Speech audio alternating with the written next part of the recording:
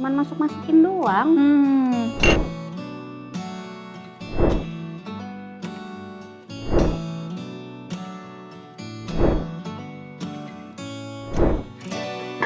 Supaya nggak terlalu.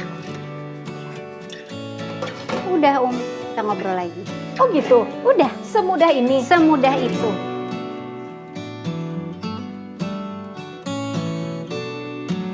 Siap? Yuk. Ya, apa nih kita ngomongin? Hah? Mbak, ikannya bagus ya? Ibu-ibu dua-duanya udah panas nih otaknya nih, udah kelihatan. Tapi emang umur tuh ya ya, Iya. umur tuh nggak bohong ya. Nggak Tapi bohong. sebenarnya, tapi kan kalau kita lihat orang-orang zaman dulu itu maksudnya Khadijah aja melahirkan Fatimah itu usia 44 tahun loh kalau Iya. saya lihat. Betul. Jadi sebetulnya itu stigma aja sih, Mbak. Stigma yang kita bikin atau stigma yang dibikin orang bahwa kalau udah umur di atas 35 itu kita Ya. udah lupa gitu ya, melahirkan juga di umur segitu dianggap udah sangat rawan gitu ya. Jadi kita ditakut-takutin. Jadi masuk di alam bawah sadar itu. Ya? Iya, soalnya tiap hari informasi itu yang kita terima. Padahal ketika Allah menciptakan kita itu kan sudah dengan penciptaan yang terbaik di antara semua makhluknya Allah. Berarti kita juga pasti punya daya ingat yang luar biasa. Kebayang dong, Einstein aja cuma pakai 3% dari otaknya udah jadi seorang Einstein. Masya Allah. Berarti kita berapa persen? Itu nggak tahu bolot, nggak tahu gimana ya. Nggak tahu on. Udah Nyapa dulu on. Ya. Nyapa dulu Mbak Ica. Assalamualaikum warahmatullahi wabarakatuh. Sahabat cinta Waalaikumsalam. Quran. Balik lagi kita masak-masak yang pasti bakal selalu bikin ngiler dan bikin harus ke dapur. Iya betul. Iya. Soalnya kalau ngiler aja terus mau gimana ya? Iya, mau gimana? Soalnya Soalnya ini nggak obatnya bisa ke dipesan dapur. di Namuri. Oh nggak bisa, yang ini nggak ada, belum ada. Jadi harus bikin sendiri. harus bikin sendiri karena gampang banget yang ini Ini kita cuma perlu satu pot ini aja. Ya. Jadi kalau disebutnya tuh one pot dish gitu ya. Jadi cuma satu aja, cemplung-cemplungin udah jadi. Gitu. Jadi kalau misalnya nggak bikin juga sih kebangetan sih. Ya, kalau kata Chef Lisa tadi, ini adalah menu andalan saya kalau saya lagi males masak atau capek banget di rumah. Iya. Plong udah jadi. Dan hasilnya tetap cantik, tetap kayak masakan restoran. Tetap harus gitu. Harus kita buktikan. Ayo. Jadi ini namanya Chinese steam fish. Chinese steam fish. Jadi kita di steam nanti dikukus, tapi kita nggak dibungkus. Jadi bukan kayak pepes. Jadi langsung aja. Ini saya pakainya ikan dori. Sebenarnya kalau aslinya mereka suka pakai ikan utuh. Iya. Gitu, ikan utuh boleh aja, tapi sekarang karena adanya dori kita pakai yang file juga nggak apa-apa. Iya. Boleh ikannya ditaruh boleh di sini. Ini ikannya bisa ikan apa aja? bisa. Tapi yang paling maksudnya yang khasnya Chinese berarti ikan apa? Biasanya dia pakai sea bass ya, kakap, snapper juga. Itu juga bisa. Gini? Ya. Boleh dikasih jeruk nipis. Oh iya. Aja. Ya, jadi teman-teman ini cuman masukin doang. Gitu. Boleh dikasih garam sedikit. Ya, cuma gini aja karena nanti kita juga udah ada sausnya. Sebenarnya kalau aslinya sih dia antara sayurannya itu terpisah ya masaknya, tapi kalau saya ini karena ini tuh untuk masakan gampang gitu ya, tinggal cemplung-cemplung, jadi ini juga udah cukup. Nah, boleh yang lain ditaburin di atasnya Oke. Itu ada jahe ya. Iya, bawang putihnya cukup digeprek aja. Iya. Ini jahenya kita masukkan semua? Ya. Aroma jahe itu khas banget itu ya. Ya, jahe, bawang putih itu Chinese Chinese banget. Cabenya juga boleh. Cabenya biasanya kalau Chinese lebih tipis-tipis. Lihat nih teman-teman, baru gini aja udah tampilannya udah kan? cakep. Merah, terus ini bawang ikannya. ya. Belum lagi nanti yang hijau-hijau kita masukin. Cakep banget ya. Nah kemudian saya pakai minyak wijen. Ini juga sekalian kita masukin. Ya, minyak wijennya sekitar 3 sendok makan. Ya, dikira-kira aja. Kemudian, nah khasnya dia adalah pakai kecap asin. Kecap asin. Kecap asinnya juga ya Iya. kira-kira. Nah teman-teman, nah jadi pas nyiapin, nih coba dicium baunya aja udah sedep Pas nyiapin kita udah Panasin kukusan ya. Nah pakcoynya, saya masukinnya nanti agak terakhir-terakhir. Oh iya, menjelang dia Ya. ini ya. Ya boleh langsung. Supaya nggak terlalu lanyap. Ya. Udah kita ngobrol lagi. Oh gitu. Udah, Semudah ini. semudah itu. Ini tuh paling pas berarti buat sahur kalau saya. Buat sahur betul. Dan tetap sesuatu yang fresh. Iya. Karena biar bagaimanapun makanan fresh itu akan lebih sehat satu, terus di mulut juga lebih enak gitu kan kerasanya. Udah nih cuman kita ini nanti tinggal pakcoynya kita potong-potong, kita masukin. Gitu. Jadi sambil nunggu ikannya matang, kita mau ngobrol. Tadi kita Nah, ngobrolin karena- apa umur. Umur. Nah, karena Bumil duduk, saya juga kan harus ikut merasakan apa yang Bumil rasakan. Iya sebenarnya juga kalau saya melihat kan ya gitu para sahabiah itu dulu juga banyak sekali yang melahirkan di usia yang sudah yang kalau kita bilang sekarang udah termasuk tua gitu ya. Gitu, dan justru banyak melahirkan mujahid-mujahid gitu ya, karena mungkin dilahirkan di saat ibunya juga udah lebih paham terhadap ilmu. Gitu ya Betul ya. banget. Karena ini apa ya, tawakal ilallahnya itu kencang banget Mbak. Jadi yakin, percaya gitu bahwa Allah itu nggak mungkin salah ketika menetapkan satu amanah. Misalnya amanah hamil di usia yang dianggap rawan kalau zaman sekarang kan gitu. Allah nggak mungkin salah gitu menetapkan itu. Kenapa ada sebagian orang yang masih mendapatkan kesempatan mungkin di usia di atas 35 atau 40 masih hamil, ya berarti karena Allah tahu dia sanggup gitu, dan Allah pasti akan menolongnya dengan caranya Allah gitu. Terus kalau misalnya Allah juga ngasih kita apapun gitu ya di usia yang sekarang dianggap aduh kayaknya kamu udah nggak masanya lagi deh gitu ya, itu sebetulnya stigma aja gitu. Karena stigma itu dibuat oleh siapa? Oleh mereka-mereka yang tidak mau direpotkan. Di usia segitu kan rasanya udah aduh saya kan udah kepengen kemana, nanti kalau masih ada yang gandulin gitu tuh rasanya aduh nggak enak banget gitu. Padahal Masya Allah kalau dikasih amanah nih kayak Mbak Lisa nih lagi dikasih amanah lagi, ya Allah saya aja mau dikasih lagi, belum dikasih doain ya. Itu harus colek UFK. Iya, udah saya colek-colek. Tapi dia cuma geli gitu, aduh. Mungkin harus dibikinin lem kebab. Betul. Es krim tadi udah dibawain, ya kan? Nah, lem kebab ya sih harus dibikinin, betul. Sama chicken tikka masala, sama roti Maryam. Jadi banyak ya? Insya Allah. Jadi banyak. Tapi terus saya tuh sebenarnya pengen banget ngobrolin tentang gimana hijab di mana-mana tuh sekarang di ban ya gitu loh.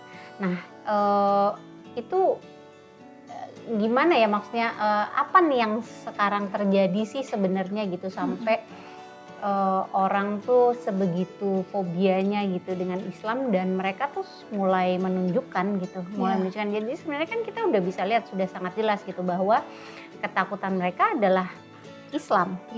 Dan itu negara-negara besar, negara-negara yang kaya, negara-negara yang katanya modern, yang katanya mengandung kebebasan, saking bebasnya LGBT boleh gitu ya. Tapi kenapa mereka tuh sangat takut? Apakah mereka memang sudah melihat bibit-bibit kebangkitan Islam, atau mereka sebenarnya sudah melihat nih bahwa Islam ini yang benar, tapi mereka tetap bertahan nggak mau gitu.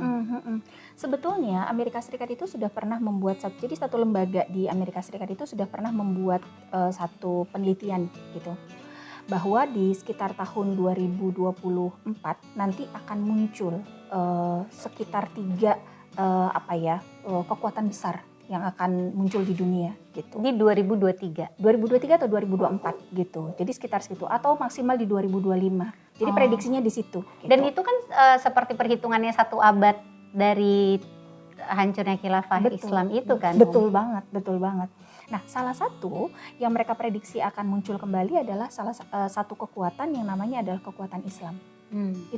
Itu itu sudah mereka prediksi gitu.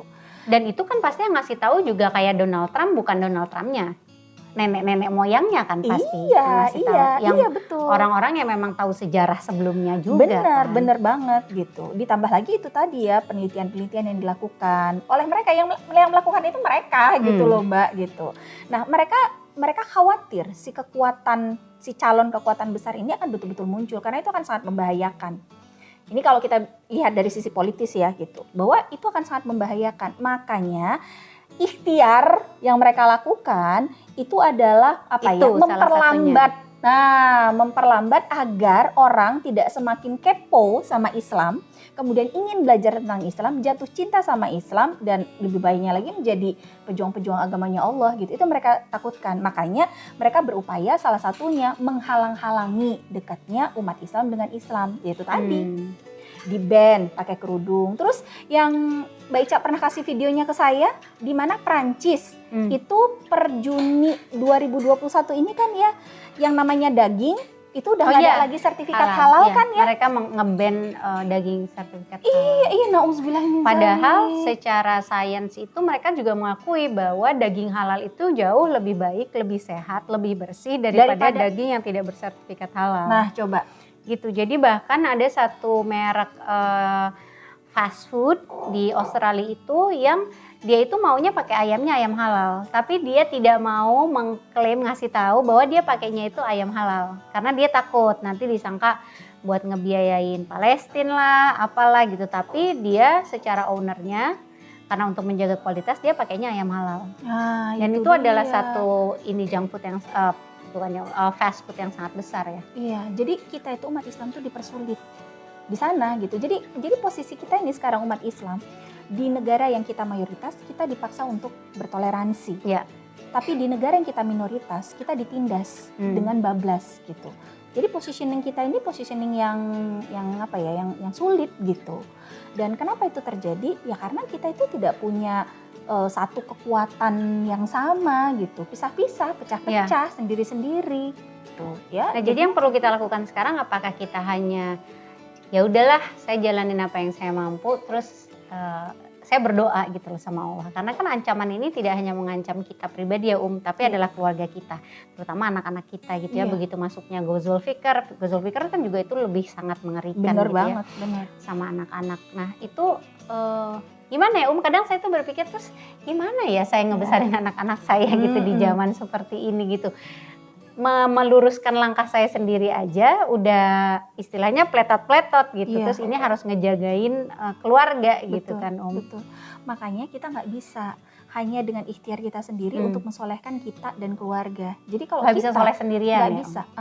Terus kalaupun di rumah kita udah coba jaga anak-anak kita kan nggak mungkin 24 jam kita kurung di rumah kan, Mbak Ica.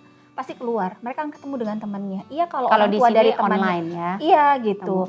Iya kalau misalnya orang tuanya mendidik mereka sama seperti kita mendidik anak kita. Tapi kan tiap orang tua punya pendidikan beda-beda buat anaknya gitu. Artinya ketika anak kita di luar, kita harus siap mereka tuh berhadapan lagi, ketemu lagi dengan hal-hal yang gak islami gitu. Terus gimana? Berarti ada tiga pondasi yang bisa membuat kita itu benar-benar jadi orang muslim yang taat atau solih 100% gitu. Pertama, individu yang bertakwa, insya Allah, amin. Yang kedua, adanya kontrol dari masyarakat. Jadi kalau siapapun dia keluar dari rumahnya, akan ada orang lain yang juga mengingatkan dia, gitu. Yang ketiga, ini yang paling penting, apa itu? Power dari sebuah negara, sistem aturan yang memaksa rakyatnya untuk soleh. Kayak kita lah sekarang gitu. Keluar rumah, dipaksakan pakai helm. Kenapa pakai helm? Kepala kita sendiri. Kalaupun misalnya kita jatuh, tabrakan, yang sakit kan gue. Kita sendiri, masuk rumah sakit biaya kita sendiri gitu ya. Tapi kenapa kita dipaksa dan kita harus nurutin itu? Ya karena kalau enggak nanti kita ditilang lah, anulah gitu kan, kita jadi takut kan. Coba kebayang dong kalau ada sebuah sistem yang dia memaksa semua muslimah ketika keluar rumah dalam kondisi balik harus menutup aurat secara sempurna. Gimana coba? Atau ketika sebuah sistem memaksa, maaf ya, klub-klub malam itu semua ditutup misalnya gitu.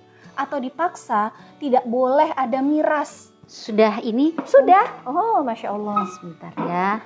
Karena yang di NTT itu banyak juga yang mengatakan bahwa salah satu penyebabnya adalah karena penguasanya sekarang itu sedang ingin memproduksi miras dan melegalkan miras kan di sana. Iya, iya.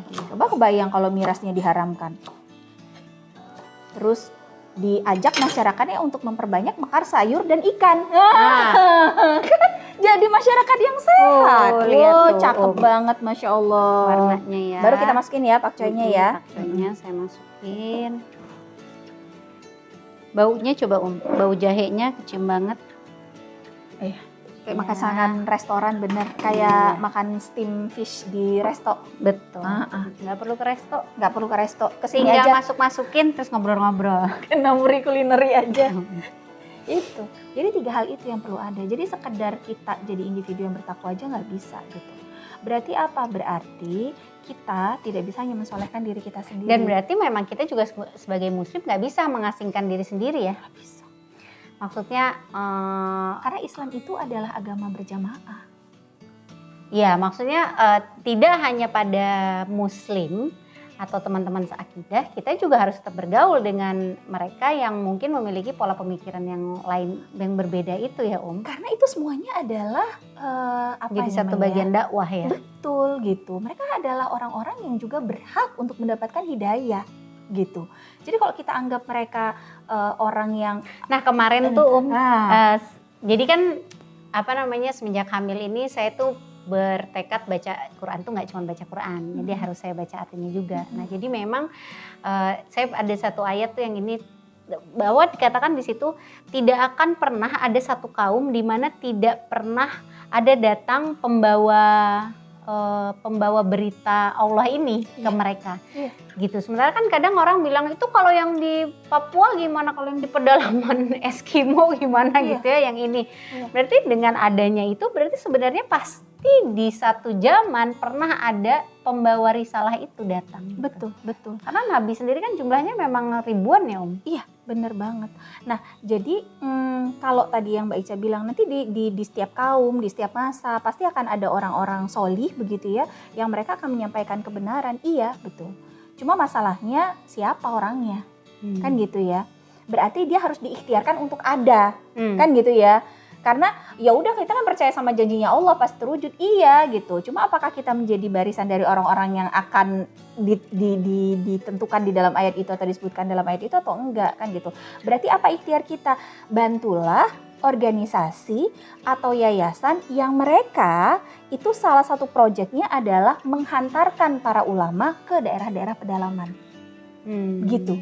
Banyak, di negeri kita banyak kok. Oke, waktu itu WFK ke Raja Ampat. Iya, pengen itu ikut untuk tuh. training baca Quran kan gitu. Tapi ada juga yang dia memang spesialis gitu ya, mengirimkan para ulama itu untuk ke daerah-daerah untuk mengajarkan Quran dan Islam kepada mereka.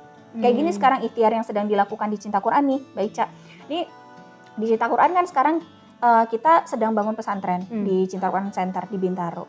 Nah, nanti produknya atau outputnya adalah para dai yang usianya masih muda. Setelah selesai mereka di Cinta Quran Center, terus mereka kemana? Mereka kan kita kembalikan ke daerahnya masing-masing. Buat apa? Itu tadi. Buat menjadi pembawa-pembawa perubahan, pembawa kebaikan dan kebenaran Islam di sana gitu.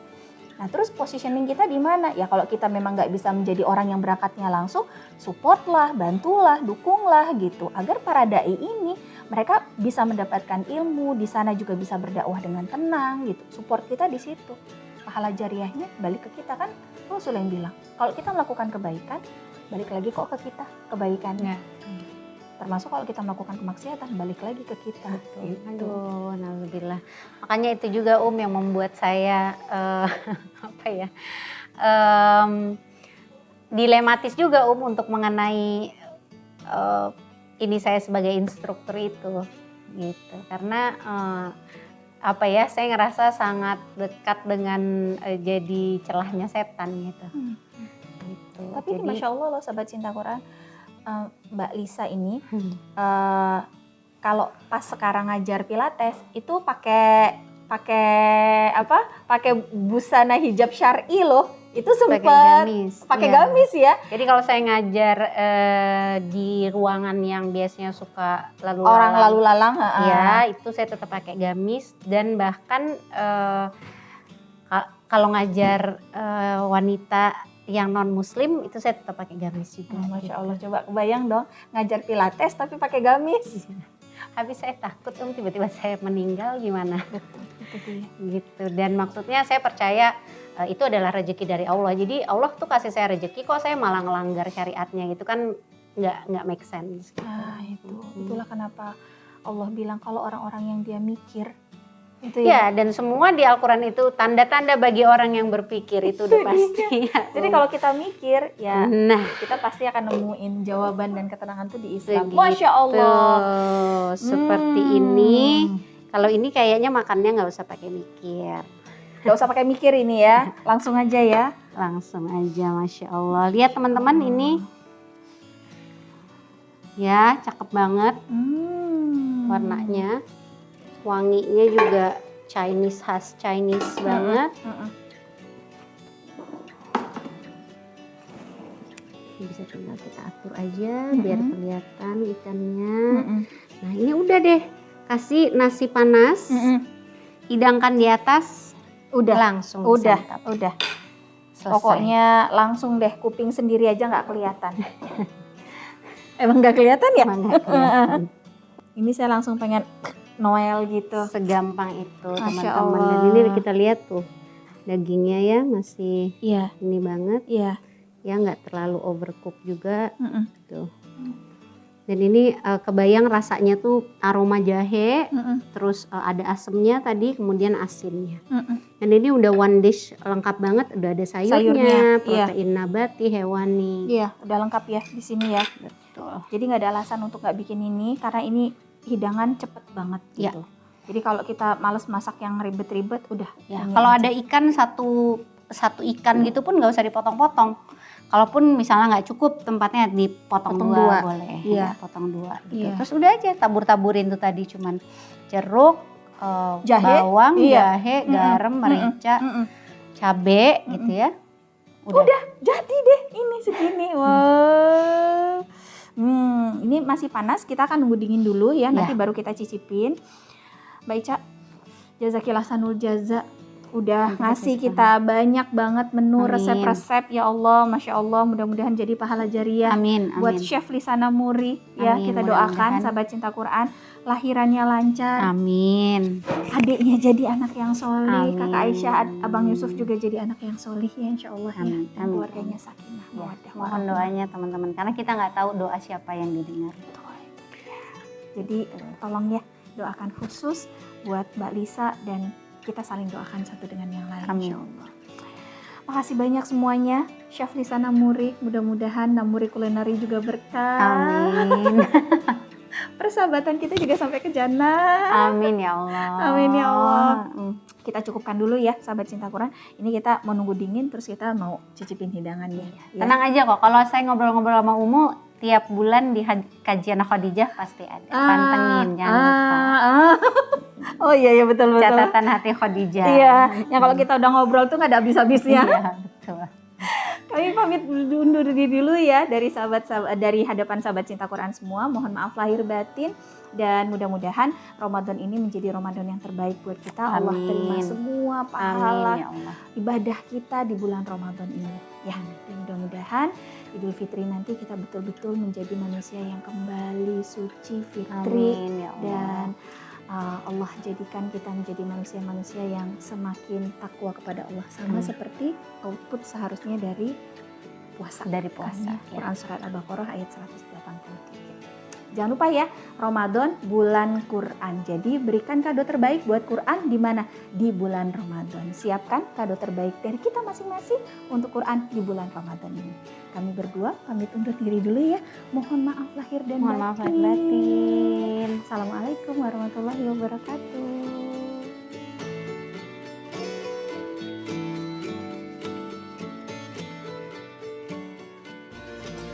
Assalamualaikum teman-teman. Yuk ikut pesantren kilat bersama Riko.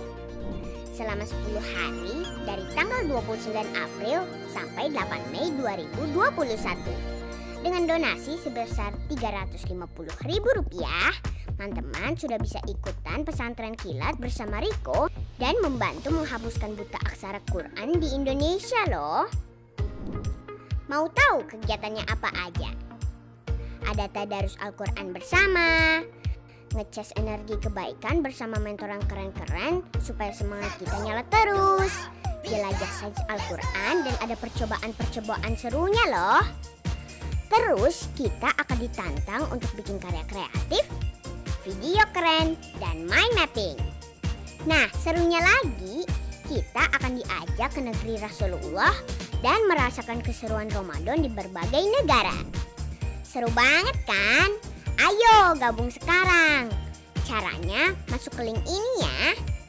Linknya sudah Riko taruh di bio Instagram Riko ya teman-teman.